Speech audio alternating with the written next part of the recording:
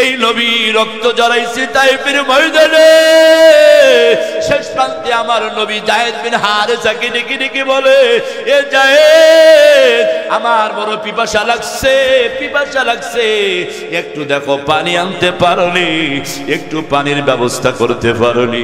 যায়েদ বিন হারেসা যখন পানির জন্য গেলেন মক্কায় তাইফের শহরে, এবার ডাক দেয়া কয়, যাও যাও, ওই পাগলটার জন্য পানির কোনো ব্যবস্থা নাই, সকল পানির ব্যবস্থা বন্ধ করে দাও। পানি পর্যন্ত দেয় নাই, দিছিল নি বলেন?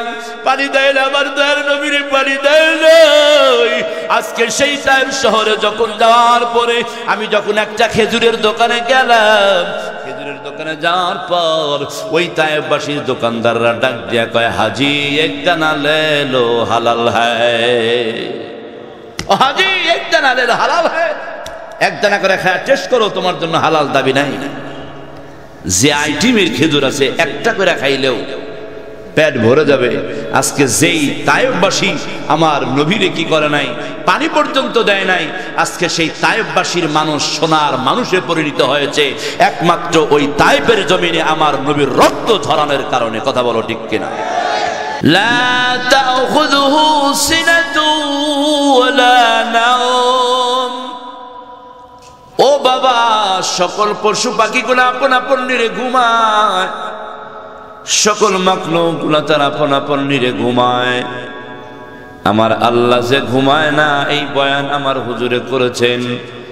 হুজুরের এই আলোচনাটার স্মরণ হওয়ার পর আমি যখন উপর দিকে তাকাইছি, উপর দিকে তাকাই দেখি আমার আল্লাহ সুবহানাহু ওয়া তাআলা রহমতের নজর দিয়া আমার দিকে বাবা আল্লাহ আমার তাকায় রইছে। এজন্য বাবা আমি বলছি, বাবা আইলো রে, দুনিয়ার কোনো মানুষ দেখে নাই, পূর্ব পশ্চিম কেউ নাই, কিন্তু আমার আল্লাহ তো ঘুমায় না। জোরে বলেন, দুনিয়ার সকল মানুষগুলা ঘুমায়, রাত্রি যত গভীর হয় দুনিয়ার অফিস আদালত সবগুলো বন্ধ হয় না, খোলা হয়? দুনিয়ার সকল অফিস আদালত গুলা বন্ধ হয়, সকল মানুষের দরজা গুলাও বন্ধ হয়ে যায়, কিন্তু রাত্রি যত গভীর হয় আমার আল্লাহ সুবহানাহু ওয়া তাআলার রহমতের দরজাটা তত খোলা হয়। এজন্য এবার সেই ছেলে ডেকে ডেকে বলে, বাবা আমার আল্লাহ যখন দেখেছে আমি এজন্য আওয়াজ দিছি। বাবা এবার ডেকে ডেকে বলে, ছেলে রে, ৪৫ বছর ধরে চুরি করে তোরে লালন পালন করলাম, তোরে খাওয়াইলাম, ও বাবা আজ পর্যন্ত এই ফিকিরটা আমার জেহেনে আসে নাই। বাবারে, তোর এই ফিকিরটা জেহেনের ভিতরে চলে আসছে, চলো চলো আজ থেকে বাকি জিন্দেগিতে কোনোদিন আর চুরি করব না, বাসায় চলো। এবার বাসায় চলছে। এ বাজারেরা দুনিয়ার প্রতিটি মানুষের গেটের ভিতরে ঢোকার জন্য, বিশেষ করে আপনাদের এই শহর অঞ্চলে প্রতিটি মানুষের বাসার গেটের সামনে কলিং বেল আছে না নাই?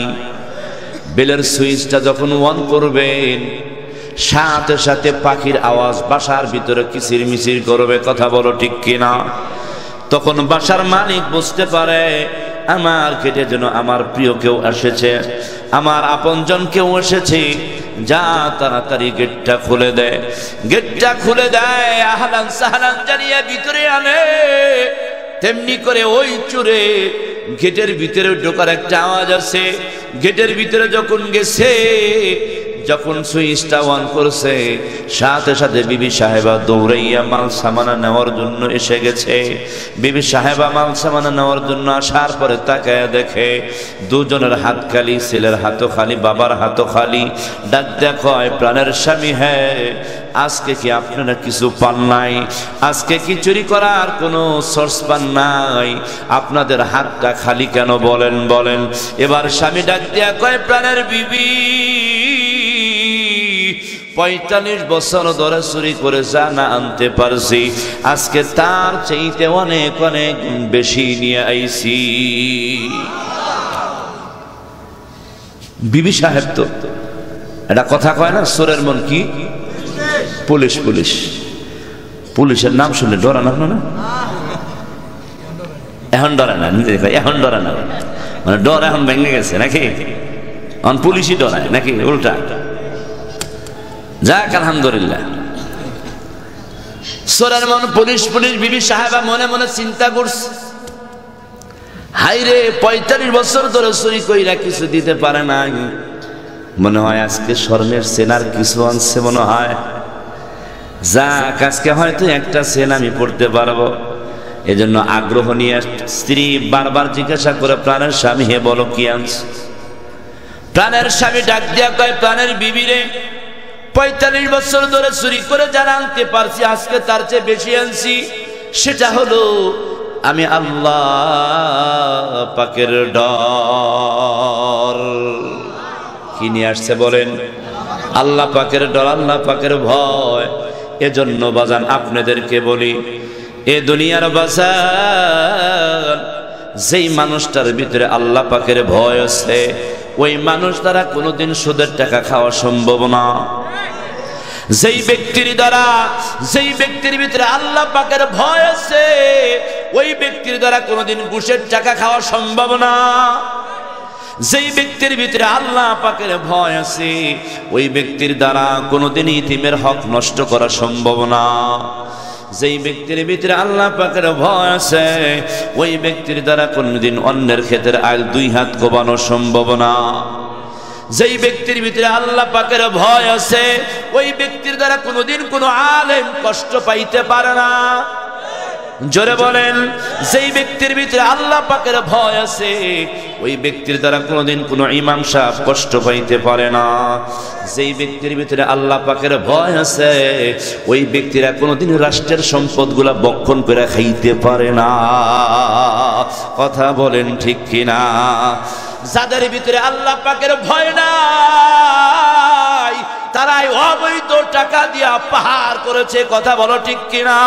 যারা আজকে অবৈধ টাকার সম্পদ দিয়া, অবৈধ সম্পদ দিয়া যারা বাংলা জমিনে পাহাড় করেছে, এবার তারা আজকে কোথায়? তারা আজকে বাংলাদেশের আনাচে কানাচে বাহিরের রাষ্ট্রে রাষ্ট্রে ঘুরে ঘুরে বেড়াইতেছে। কথা বলো ঠিক কিনা? ওই বাজানদের ভিতরে যদি আল্লাহ পাকের ভয় থাকতো, আমাকে একদিন মরতে হবে। জোরে বলেন, এদেশের 5 মিনিস্টার যেই হোক না কেন উনি কি চিরদিনের জন্য বেঁচে থাকবেনি বলেন?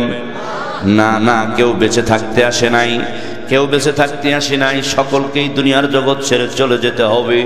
সবাই যেহেতু চলে যেতে হবে তাহলে আমাদের ভিতরে আল্লাহ পাকের ভয়টা অবশ্যই ঢুকাইতে হবে। আল্লাহ পাকের ভয়টা ঢুকাইতে হবে। আল্লাহ পাকের ভয় যদি ঢুকাও তাহলে তোমার দ্বারা কোনোদিন অবৈধ কাজ হবে না। জোরে বলেন ঠিক কিনা?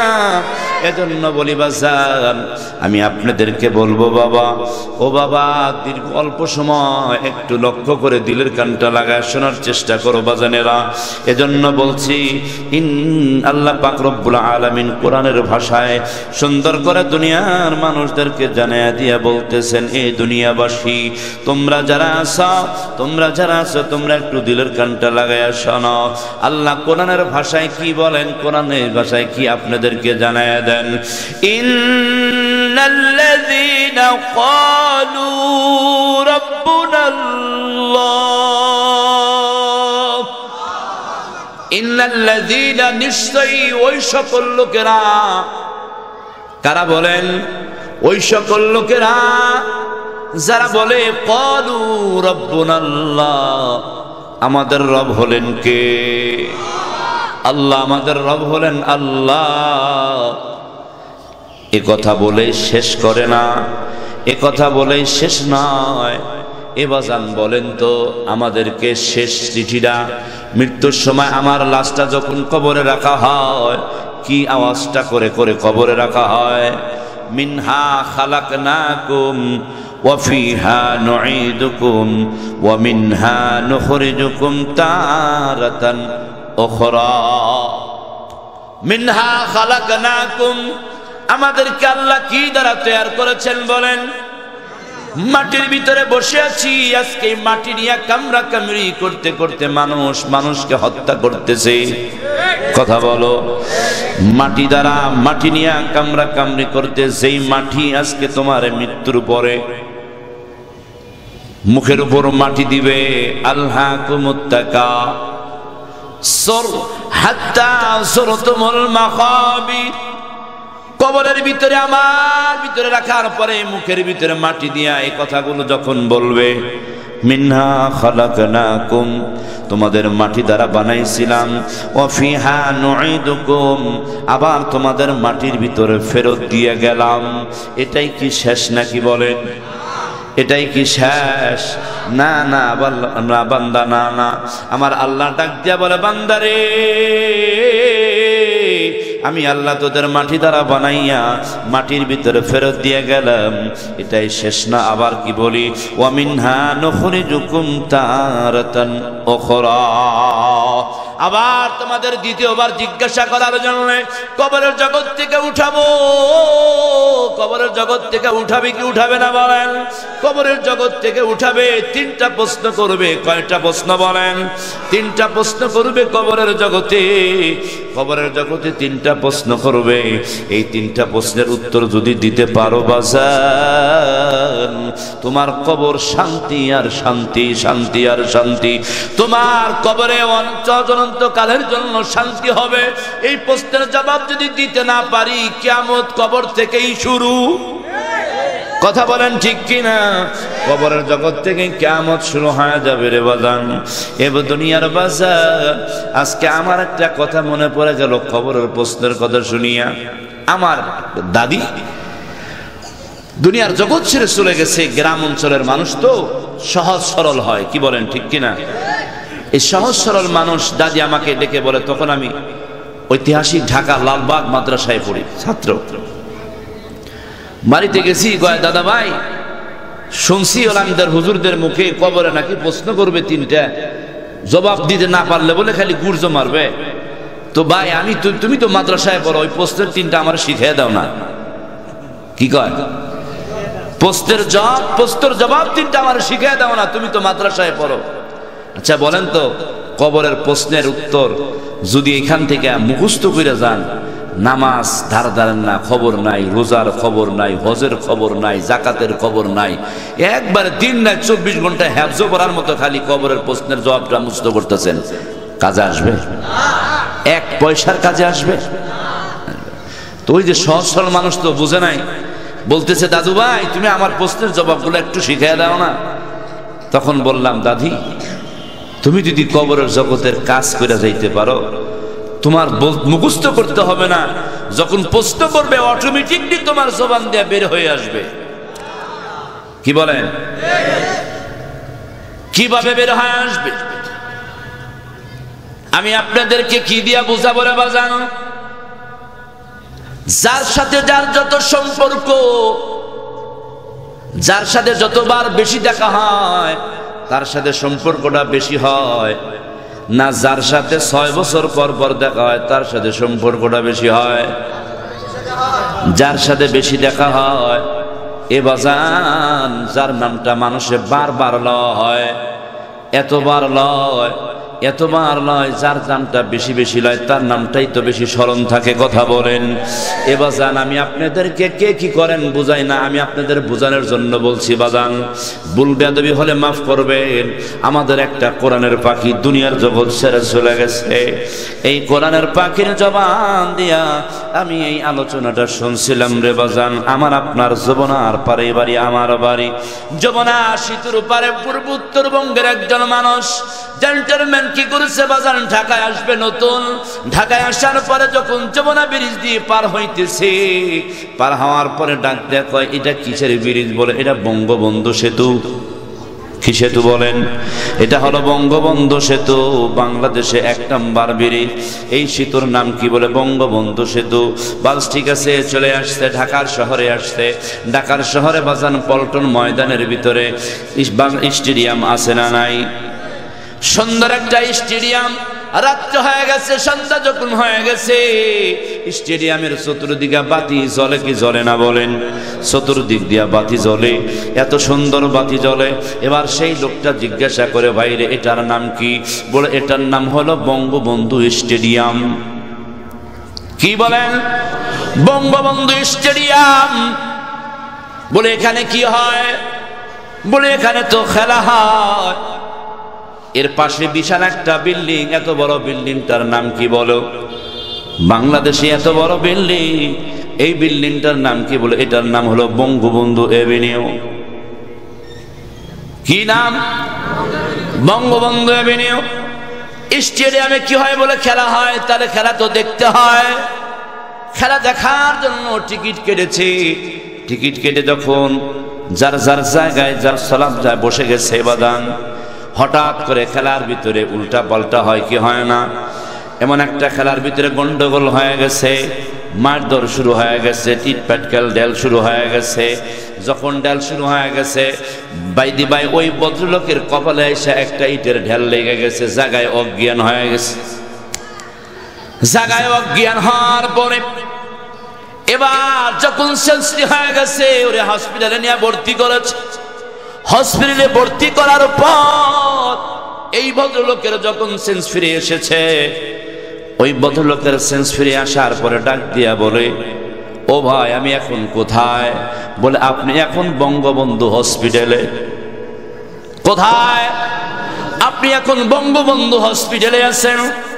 এই কথা বলার পর ডাক দিয়া কয়, ও ভাই আমি আপনাদের কাছে মাপ চাই, তাড়াতাড়ি আমার এখান থেকে ছেড়ে দেন, কারণ একটু পরে হয়তো না জানি বঙ্গবন্ধু কবরস্থানে নিয়ে যা। কথা বলেন ঠিক কিনা? এজন্য আল্লামা দেলোয়ার হোসেন সাইদি উনি এই কথাটা বলেছিলেন বাজান। উনি এমন একটা কথা বলেছিলেন যে একজন মানুষের জন্য যতবার মানুষ জপে, একজন মানুষের নাম যতবার জপে, ওই ততবার যদি একজন মানুষ আল্লাহর নাম জপত, তাহলে ওই মানুষটা বড় আল্লাহওয়ালা হয়ে যেত। কথা বলেন ঠিক কিনা? এজন্য বলছি বাজান, যখন আপনার প্রশ্ন করবে তিনটা, কয়টা প্রশ্ন কবরে? কয়টা বলেন? কবরের জগতে তিনটা প্রশ্ন করবে। এক নাম্বার প্রশ্ন হবে কি? মান রব্বুকা, তোমার রব কে? জোরে বলেন, রব কে? রব হলেন আল্লাহ। এই রবের সম্পর্কটা কাদের সাথে বেশি হয়? যারা 5 ওয়াক্ত নামাজ পড়ে তাদের সাথে হয়, নাকি যারা নামাজের দ্বারও ধারে না তাদের সাথে হয়? বাজান কেমনে সম্পর্ক হয়? দিনের ভিতরে 5 ওয়াক্ত নামাজ 5 বার আল্লাহর ঘরে দিতে হয়। 5 বার আল্লাহর ঘরে দেখা করতে গিয়া দেখেন, সর্বপ্রথম ফজরের নামাজে গিয়া যখন আপনি কি করবেন? ফজরের নামাজের ভিতরে গিয়া নিয়াত করবে। নিয়াত করে যখন দাঁড়াবে, আল্লাহু আকবার বলেন, এর ভিতরে আল্লাহর নাম আছে না নাই? এরপরে বলবে সানা সুবহানাকাল্লাহুম্মা ওয়া বিহামদিকা ওয়া তাবারাকা ইসমুকা। সানার ভিতরে আমার আল্লাহর নাম আছে না নাই? সানার ভিতরে আমার রবের নাম। এরপরে যখন বলবে সূরায়ে ফাতিহা, আলহামদুলিল্লাহি রাব্বিল আলামিন, সূরাতুল ফাতিহা যখন শুরু করবে এর ভিতরে রবের নাম। আর একটা সূরা পরে যখন বলবে এর ভিতরেও রবের নাম। যখন রুকুতে যাবে বলবে সুবহানা রাব্বিয়াল আযীম, এর ভিতরেও আমার রবের নাম। কথা বলেন, সামিআল্লাহু লিমান হামিদা, এর ভিতরেও রবের নাম আছে না নাই? এর ভিতরেও রবের নাম। এরপরে বলবে রব্বানা লাকাল হামদ, এর ভিতরেও রবের নাম। এর ভিতরেও রবের নাম। আল্লাহু আকবার রবের নাম। সুবহানা রাব্বিয়াল আ'লা, এর ভিতরেও আমার রবের নাম আছে না নাই? এর ভিতরেও রবের নাম। এবার এর ভিতরে যখন রবের নাম, আবার যখন বসবেন আত্তাহিয়াতু লিল্লাহি ওয়াস সালাওয়াতু ওয়াত তাইয়্যিবাত, এর ভিতরেও রবের নাম। এরপরে যখন সালাম ফিরাবেন, আসসালামু আলাইকুম ওয়া রাহমাতুল্লাহ, এর ভিতরে রবের নাম আছে না নাই? তাহলে একটা মানুষ 5 ওয়াক্ত নামাজ পড়লে আমার আল্লাহর সাথে কতবার জবাব নেওয়া হয়? অসংখ্যবার অসংখ্যবার অসংখ্যবার রবের নাম লওয়া হয়। যে ব্যক্তি এতবার রবের নাম লওয়া হয়, ওই রব আমার বান্দাদেরকে ডাক দিয়া কয়, বান্দা রে আয় আয়, বান্দা আয়, 5 ওয়াক্ত নামাজ পড়া আমার কাছে তোরা কবরের জগতে যাইতে দেরি, কবরের জগৎ থেকে আমার কাছে আইতে দেরি, আমি আল্লাহ তোদের ধাক্কা মাইরা জান্নাতে দিতে দেরি করব না। এরপরে দ্বিতীয় নাম্বার প্রশ্ন, ওয়ামান দীনুকা, তোমার দিন কি বলেন? যাদের দিন, যাদের সাথে সম্পর্ক, যাদের দিনই মজলিসের সাথে সম্পর্ক, কথা বলো ঠিক কিনা? যাদের এই দিনই মজলিসের সাথে সম্পর্ক, যারা কোরআনের মজলিসে বসে, যারা কোরআনের মজলিসে বসেন, যারা কোরআনের মজলিসে বসেন বাজান, এই দুনিয়ার বাজান সারা দুনিয়াটা অন্ধকার আর অন্ধকার, অন্ধকার আর অন্ধকার। এই দুনিয়ার ভিতরে দুটি জায়গার ভিতরে আলো আছে, মাত্র কটি জায়গায় বলেন? 2টি জায়গার ভিতরে আলো আছে।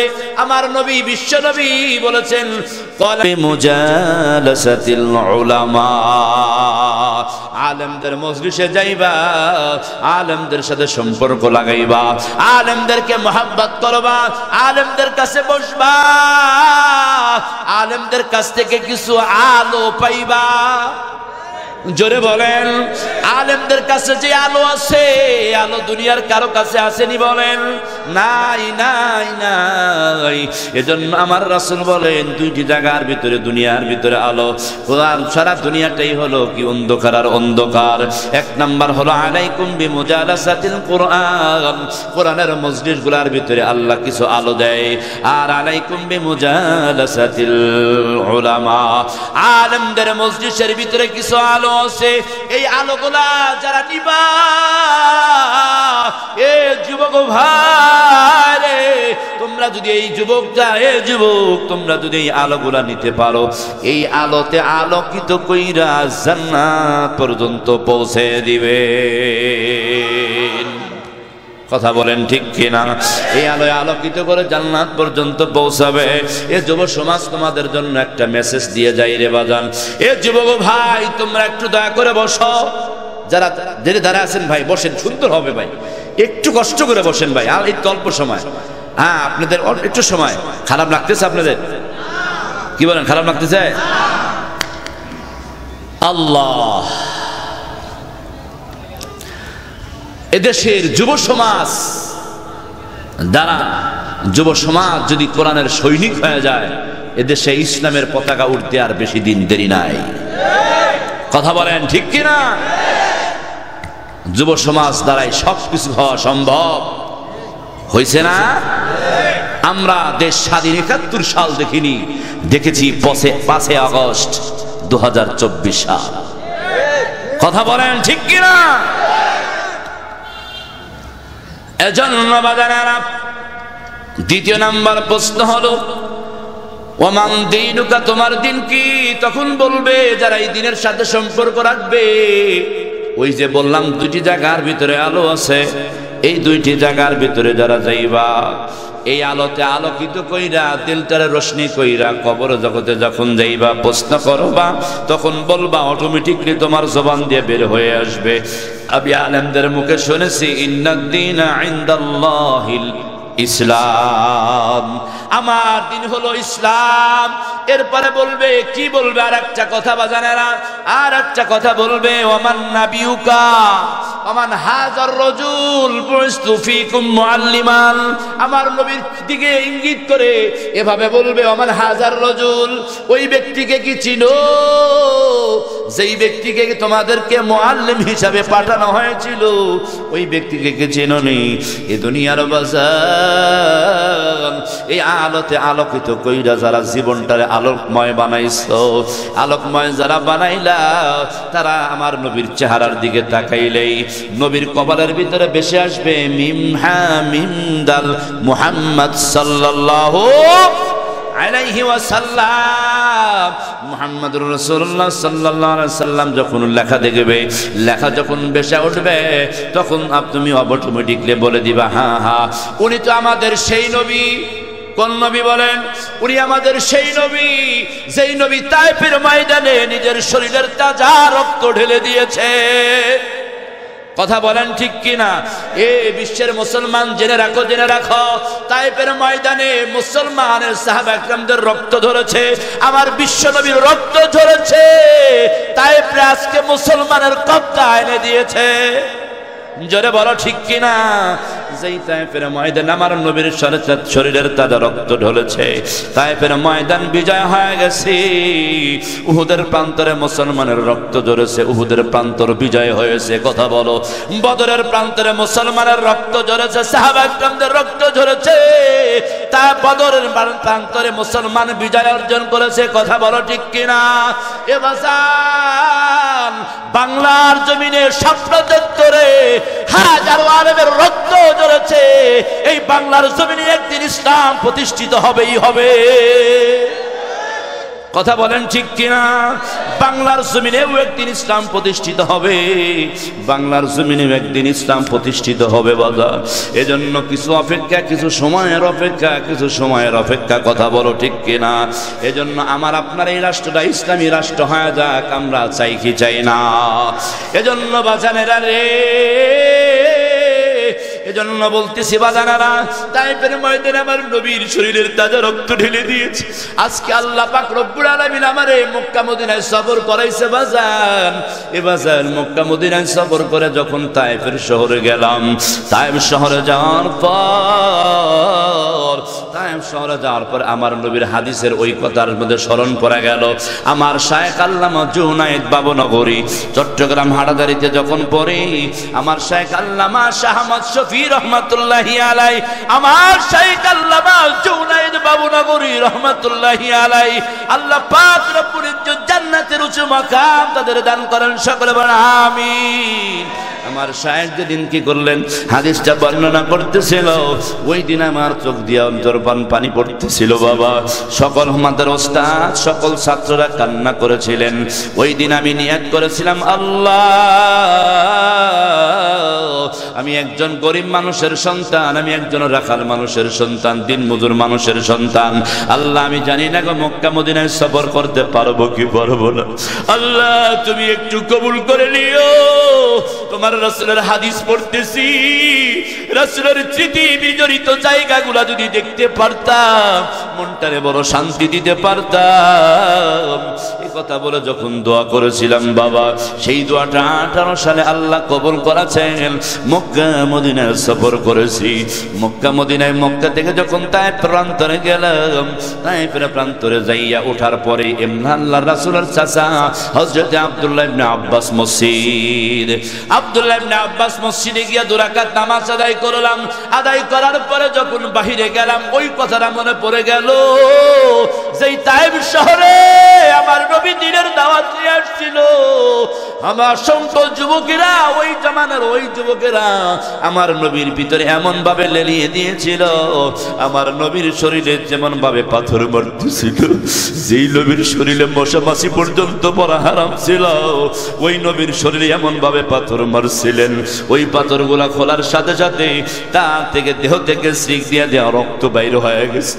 এই নবী রক্ত জড়াইছে তায়েফের ময়দানে।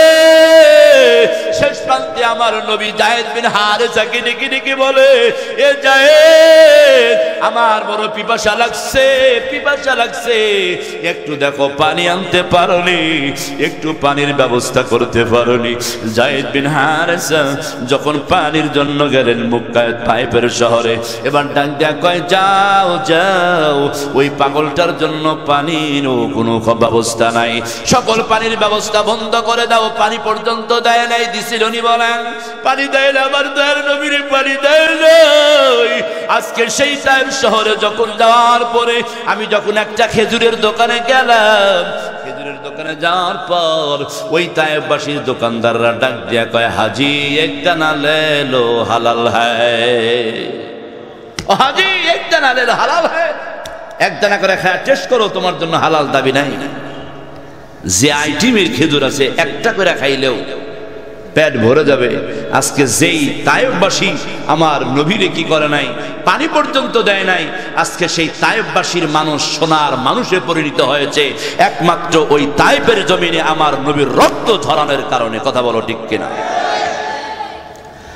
তায়েফের ময়দানে আমার নবীর শরীরের তাজা রক্ত ঝরানোর পরে আজকে তায়েফবাসীরা স্বর্ণের মানুষে পরিণত হয়ে গেছে।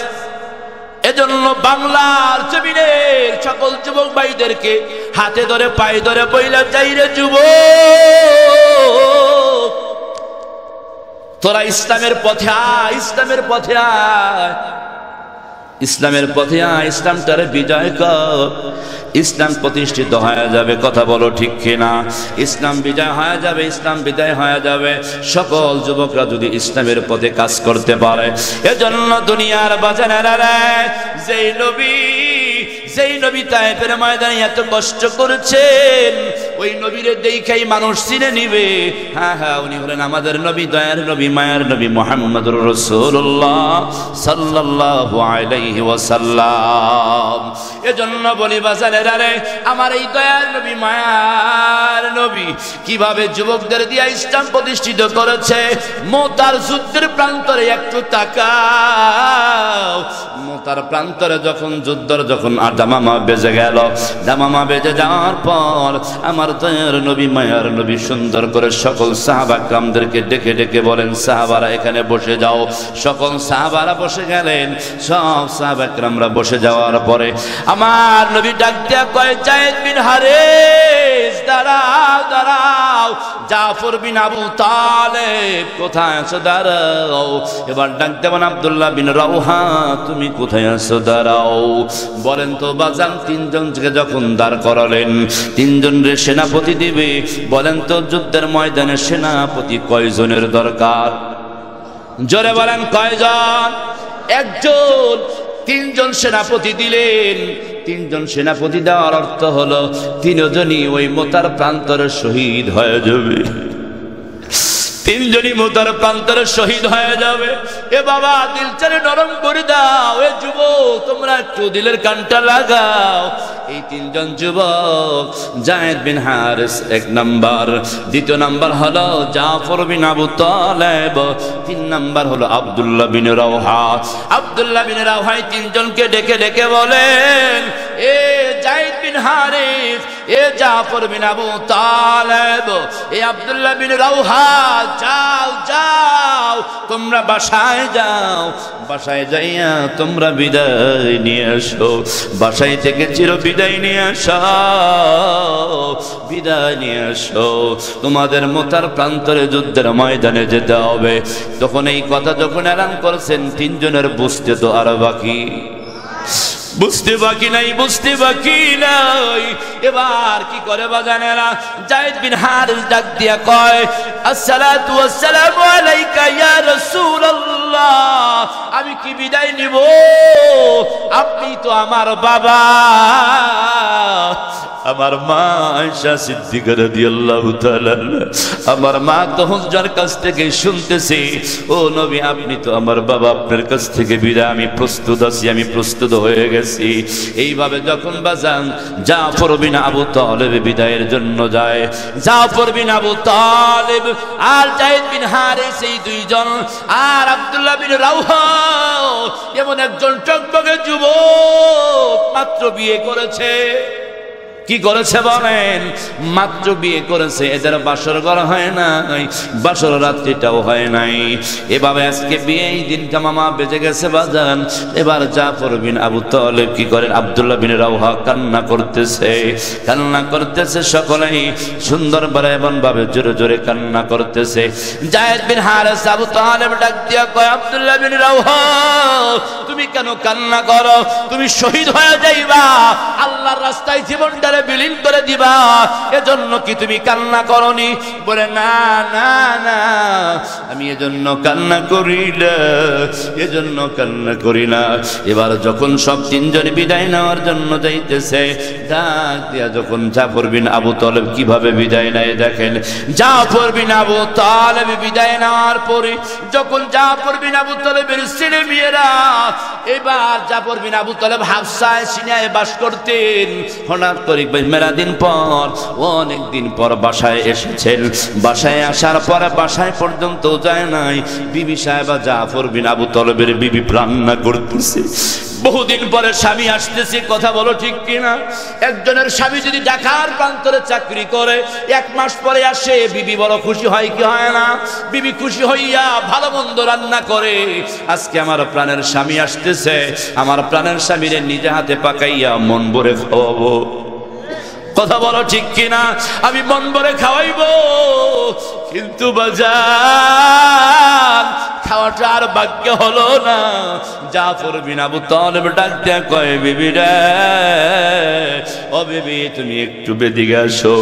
আসার পরে ডাক দেয়া কয়, বিবি আমি তোমার কাছ থেকে বিদায় নেওয়ার জন্য আসছি, আর মনে হয় দুনিয়ার জগতে দেখা হবে না। কেন কেন কেন? বলে আমার নবী মুতার প্রান্তরের সেনাপতি হিসাবে পাঠাইতেছে। এই কথা বলার পর জাফর বিন আবু তালেবের স্ত্রী হাত তুলে দোয়া করে ডাক দিয়া কয়, আল্লাহ আমার স্বামীরে গাজী করিয়া আবার আমার কাছে ফেরত দিয়ে দিও। এইবার এই কথা বলার পর জাফর বিন আবু তালেবের তলোয়ারের ঘাড়া দিয়া মৃদু আঘাত করে ডাক দেয়া কয়, বিবি রে, উল্টা দোয়া করে আর লাভ নাই। আমার নবী ঘোষণা দিয়ে দিছে, আমি মুতার প্রান্তরে শহীদ হয়ে যাব। মুতার প্রান্তরে শহীদ হয়ে যাবে। এ দুনিয়ার বাজান বিবিকে ডাকতে বলে, বিবি বিদায় দাও, বিদায় দাও। এবার ছেলে মেয়েরা ডাক দিয়া কয়, বাবা অনেক দিন পরে তুমি আইলা। অনেকের বাবাদের দেখি বাবারা সাথে সাথে নিয়ে ঘুরতে যায়, অনেকের বাবা নিয়ে কত জায়গায় ঘুরতে যায়, অনেকের সন্তানের বাবারা নিয়ে সুন্দর সুন্দর মজা কিনা দেয়। বাবা তুমি অনেক দিন পর আইলা, বাবা আমাদের কি মজা কিনা দিবা না? ও বাবা আমাদের একটু মজা কিনা দেওয়ার জন্য একটু নিয়ে যাও। এবার ডাক দেয়া কয়, বাজান রে, সময় নাই, সময় নাই।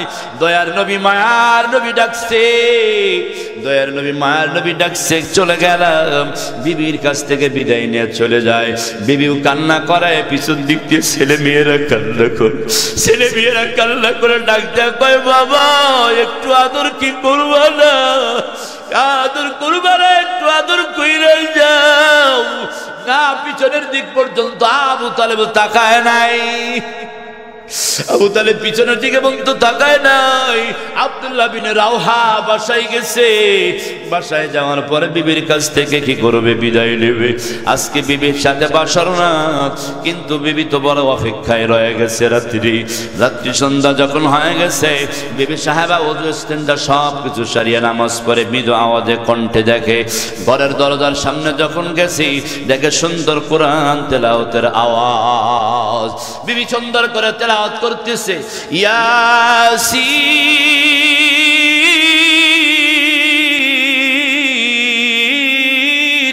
ওয়াল কুরআনিল হাকীম ইন্নাকা লামিনাল মুরসালিন।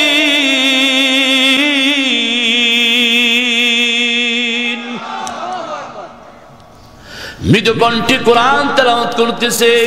কোরআন তেলাওয়াতের আওয়াজ শুনিয়া আব্দুল্লাহ বিন রাওহা ডাক দিয়ে কয়, বিবি রে, কিছু সময়ের জন্য কোরআন তেলাওয়াতটা একটু বন্ধ করো। ও বিবি, দোয়া করো, দোয়া করো, দোয়া করো, আমি কিন্তু যুদ্ধের ময়দানে চলে যাইতেছি। মুতার প্রান্তরে আমার নবী সেনাপতি বানাইয়া পাঠাইছে। ও বিবি রে, আমারে বিদায় দাও। এবার প্রাণের বিবি ডাক দিয়া কয়, প্রাণের স্বামী হে, আপনার চেহারাটা পর্যন্ত এখনো দেখি নাই। ও প্রাণের স্বামী, একটু ভিতরে আসেন।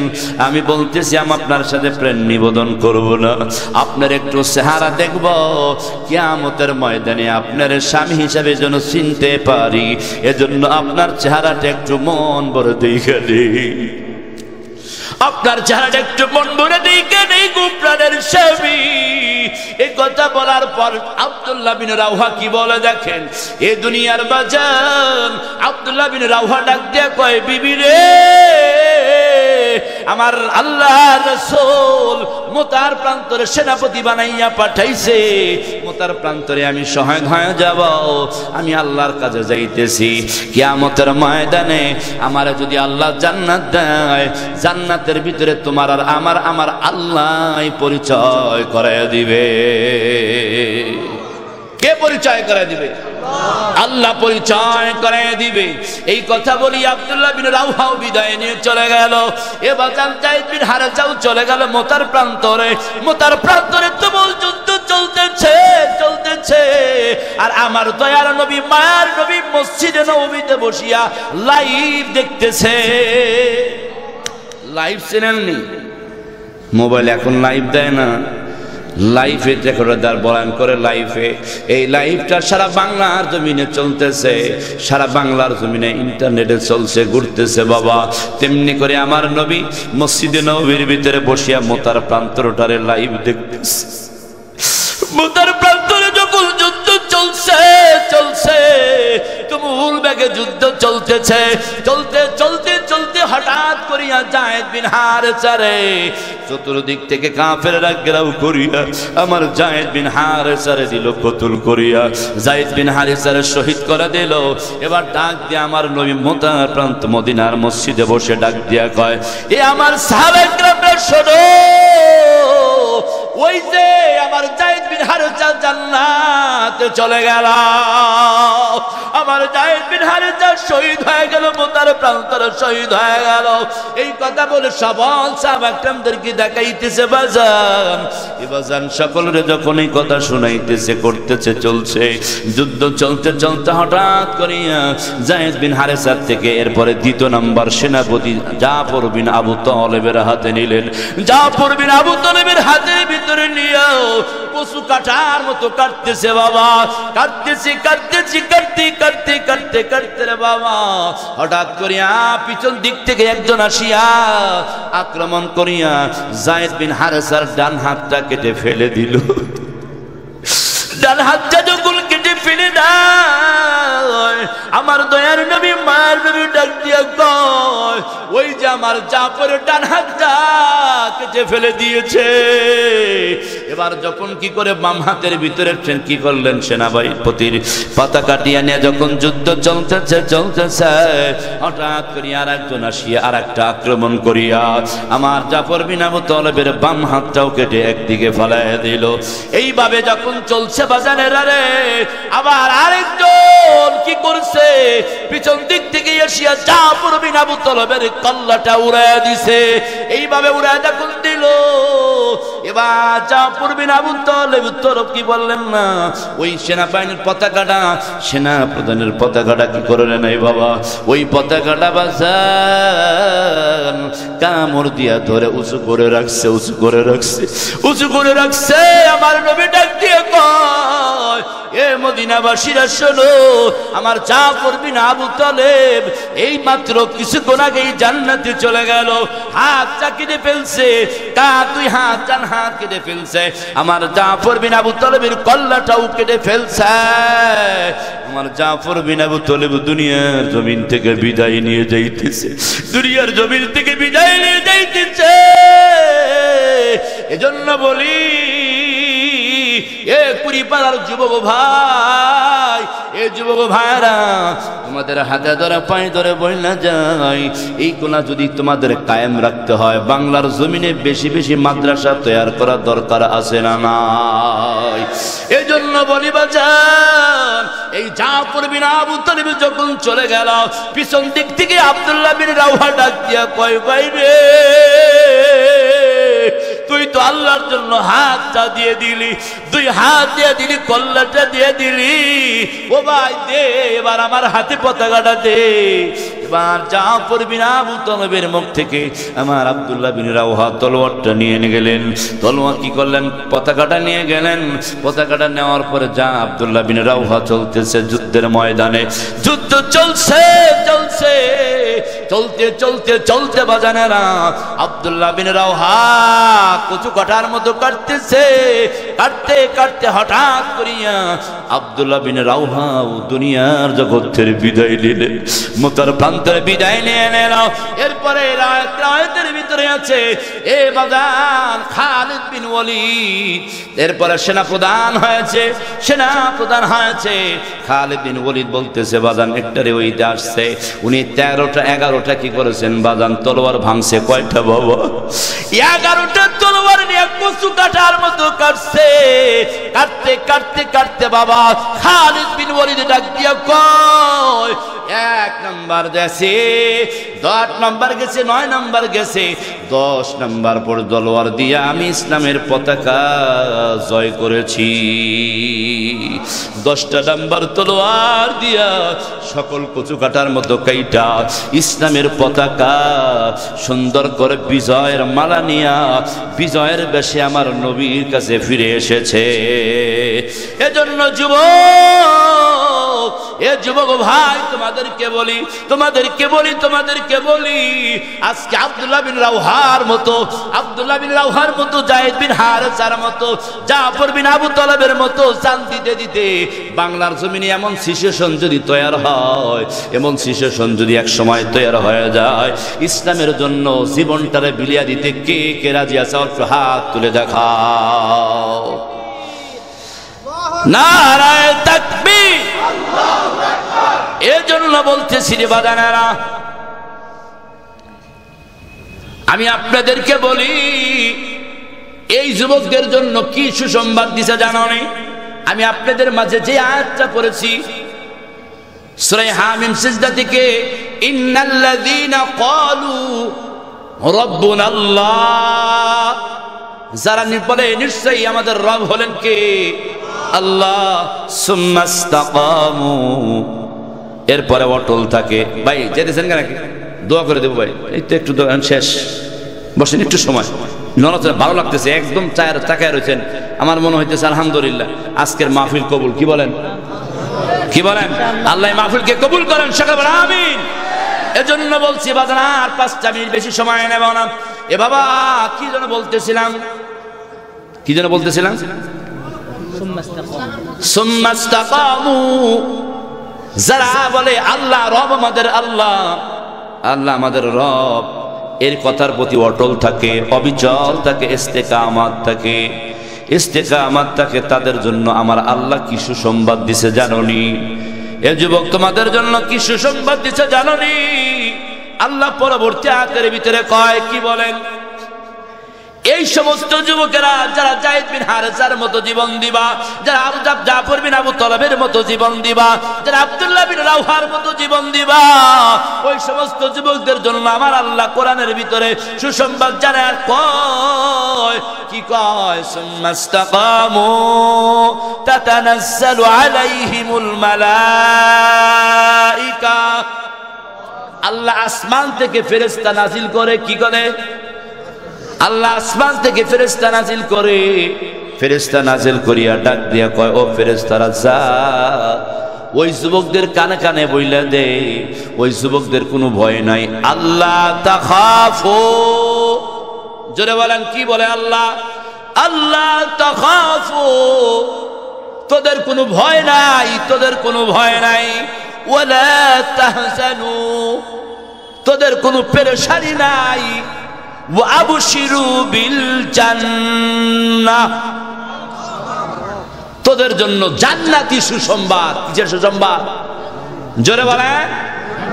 হায় হায় রে, জান্নাতের সুসংবাদ শুনা যদি এই হয়, এই যে আইতাছে ভাই কয়দিন পরে আবার শুরু হইব, আমার নেতা তোমার নেতা, অমুক নেতা অমুক নেতা, আমার নেতার চরিত্র ফুলের মতো পবিত্র, নামাজ পড়ে না ইনশাল্লাহ এক ওয়াক্ত, কথা কয় না। ইবলিস মামার বড় ভক্ত, যেই নেতার চরিত্র ফুলের মতো পবিত্র, ওই নেতার আজকে কোথায়? কথা কন। এজন্য বলছি বাজান, না না, সবারই মরতে হবে, এই কথাটার স্মরণ করো। এই কথাটারে স্মরণ করো, এই কথাটারে স্মরণ করো। আর ওই যে প্রথমে বলছি আল্লাহ পাকের ভয় ভিতরে ঢুকে নাও, রাসূলের মহব্বত ভিতরে ঢুকাও। দুইটা জিনিস যদি থাকতে পারে আর তোমার কোনো সমস্যা হবে না। এজন্য বলছি বাজান বদরের প্রান্তরে, এজন্য আবশিরু বিল জান্নাহ, জান্নাতের সুসংবাদ নাও। আবশিরু বিল জান্নাতিল্লাতী কুনতুম তুআদুন। শুধু তাই নয়, জান্নাতের সুসংবাদ শুধু তাই নয়, এবার জান্নাতের যাওয়ার পরে আল্লাহ তোমাদের যা চাইবা, কি বলেন, যা চাইবা চাইতে দেরি তোমাদের আল্লাহ সামনেই না, হাজির করতে দেরি করবে না। এদিকে যদি বলতে যাই জান্নাতে কি নিয়ামত দিবে, বলতে গেলে অসংখ্য সময় লাগে, বলবো না বাজান। আমি হাদিসটা পড়েছিলাম একটা, কি বলছিলাম, খায়রুকুম মান তাআল্লামাল কুরআন ওয়া আল্লামা। সর্বোত্তম ওই ব্যক্তি যে নিজে কোরআন শিখে এবং অপরকে শিখায়, যারা শিখার ব্যবস্থা করে। উভয় কেমন? কাসেম নানুতুবি রহমতুল্লাহ আলাইহির নাম শুনেছেন আপনারা? ইনি কে? দেওবন্দ, দারুল উলুম দেওবন্দ মাদ্রাসার প্রতিষ্ঠাতা। কে বলেন তো? কাসেম নানুতুবি। 5 মিনিটের মধ্যে শেষ করব, রাজি আছেন? এই কাসেম নানুতুবির কাছে একবার ফোন দিয়েছে শিক্ষক, হুজুর আপনার বোর্ডিং এ 3 দিন ধরে খানা নাই। কি নাই? 3 দিন ধরে খানা নাই। দেখেন মাদ্রাসার প্রতিষ্ঠাতা যারা, সভাপতি, সেক্রেটারি যারা, আমি তাদেরকে সম্বোধন করে বলছি, বাজান আপনাদের কত বড় নিয়ামত আপনাদের ঘাড়ে আসছে। এরা কি কষ্ট করে মাদ্রাসা তুলছে। আপনারা হয়তো আপনাদের এই কষ্টটা একটু আসবে, এই কষ্টটা লাঘব হয়ে যাবে এক সময়, কি বলেন, ঠিক কিনা? একটু কষ্ট করে একটু লাইগা থাকেন, লাইগা থেকে মাদ্রাসারে ধরে তোলেন, দেখবেন এক সময় এই মাদ্রাসায় আপনার নাজাতের উসিলা হয়ে যাবে। কাসেম নানুতুবি কোথায়? রেল স্টেশনে কুলির কাজ করার জন্য। কিসের কাজ? কুলির কাজ করার জন্য। কুলি ভাইরা বলেন তো, এক ঘাটে যদি কোনো কুলি কাজ করে, ওই ঘাটে নতুন একজন কুলি গেলে কি ওর চান্স আছে? এই নতুন আমদানি হয়েছে, ফোট বেড়াই, কি গান বলবে না? তো মুরব্বী মানুষ, জীর্ণ শীর্ণ, অল্প বয়স গেছে, কি হালকা মাছ ছিল। হুজুরে যখন গেছে, যাওয়ার পরে বলতেছে, বাবারে আমি তো একটু মুসিবতে পড়ে আসছি। কি বলে? আমার মাদ্রাসায় আজকে 3 দিন ধরে খানার ব্যবস্থা নাই। আমি যদি কিছু কুলির কাজ করতে দিতাম, এই কাজ করে নিয়ে কিছু টাকা পাইতাম, এর বিনিময়ে আমি বোর্ডিং এর কিছু খানার ব্যবস্থা করতাম। বলেন সুবহানাল্লাহ। এই কথা বলার পরে মানুষদের মায়া লেগে গেছে, লাগছে না? মায়া লাগার পরে বলছে, ঠিক আছে, এই সকলকে বলে দিচ্ছে, আজকের এই লঞ্চে যেটা আসবো এই চাচারে সবার আগে দিবি, চাচা যেটা নিয়ে পারে সেটা। কিন্তু বাইদি ভাই ওই দিনকা একটা লঞ্চের ভিতরে একটা মানুষই আসছে 2টা বিটকেস নিয়ে। কয়টা? 2টা বিটকেস নিয়ে আসছে। এবার হুজুর ডাক দেয়া কয়, বাবা আমার মাথায় উঠাইয়া দেন। বলে যখন তাকে দেখছে, বলেন তো বাজানের আলেমদের চেহারার ভিতরে নূর আছে না?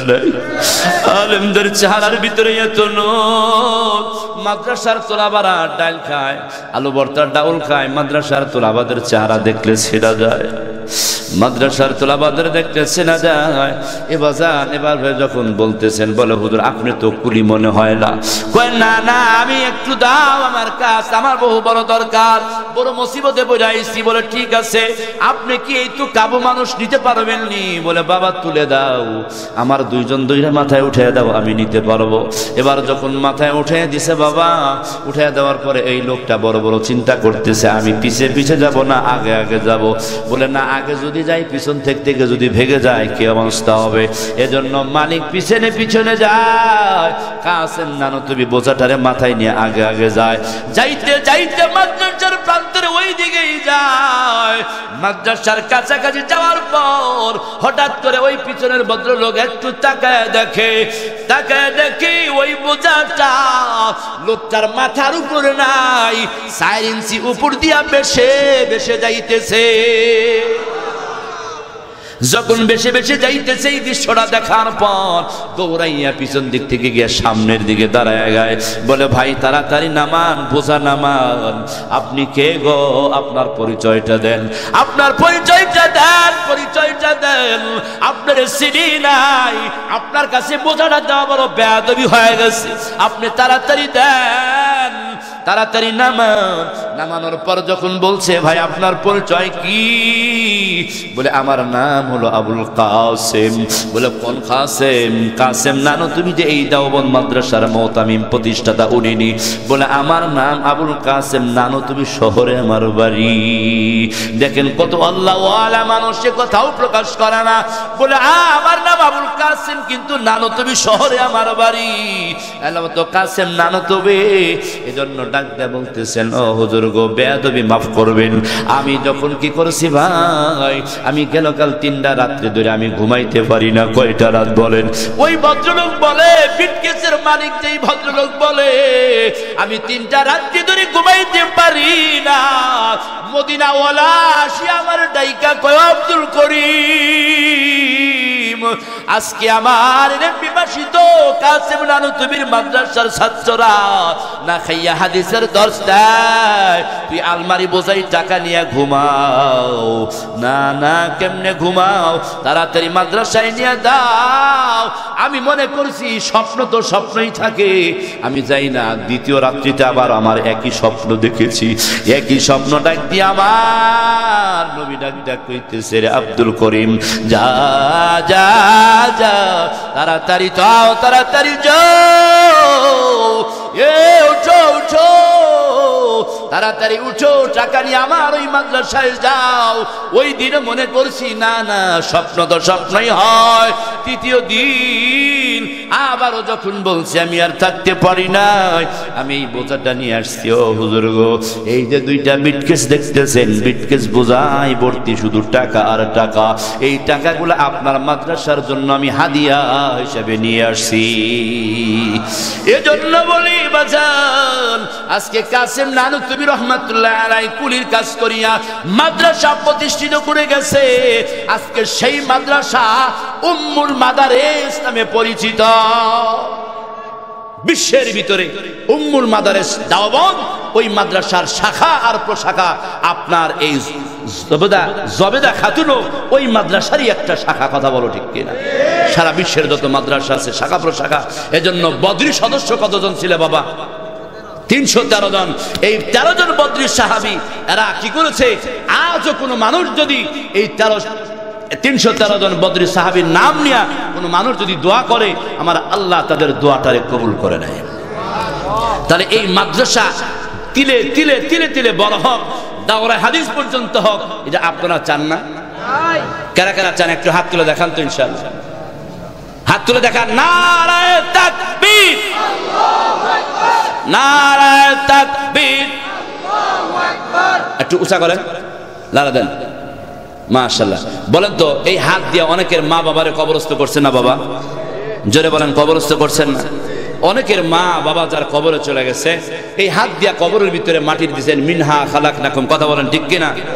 আল্লাহ সুবহানাহু ওয়া তাআলা ওই মাদেরকে আজকে এই হাতে কোরআনের মজলিসে উঠছে, আল্লাহ এই হাতের উসিলা করে ওই মাকে মাফ করে দাও। সকলে বলেন আমিন আমিন। হাত নামান। আলহামদুলিল্লাহ।